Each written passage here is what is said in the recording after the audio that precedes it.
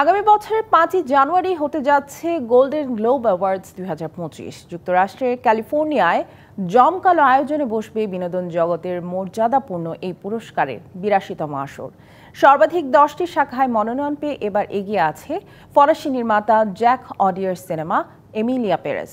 এছাড়া আলোচনায় ভারতীয় নির্মাতা পায়েল কাপাডিয়ার সিনেমা All We Imagine as Light. আগামী বছরের শুরুতেই বসতে যাচ্ছে গোল্ডেন গ্লোব অ্যাওয়ার্ডসের 82তম আসর। 5ই জানুয়ারি যুক্তরাষ্ট্রের ক্যালিফোর্নিয়ায় বেভারলি হিলসের দ্য বেভারলি হিলটন হোটেলে জমকালো আয়োজনে কলাকুশলীদের হাতে তুলে দেওয়া হবে পুরস্কার। 2024 সালে মুক্তি পাওয়া আমেরিকান সহ বিভিন্ন দেশের সিনেমা ও টেলিভিশন অঙ্গনের সেরা কাজের স্বীকৃতি দেওয়া হবে এই আসরে। এরই মধ্যে 27টি বিভাগে মনোনীতদের নাম ঘোষণা করেছে Hollywood Foreign Press Association HFPA। Shea butter ও ভিটামিন ই সমৃদ্ধ Lily glam beauty soap. Lily, always beautiful. এবার সর্বাধিক 10টি শাখায় মনোনীত হয়েছে ফ্রান্সের জ্যাক অডিয়ার পরিচালিত সঙ্গীত নির্ভর থ্রিলার এমিলিয়া প্যারিস। দ্বিতীয় সর্বোচ্চ 7টি মনোনয়ন পেয়েছে মার্কিন পরিচালক ব্র্যাডি করবেটের দ্য ব্রুটালিস্ট সিনেমা।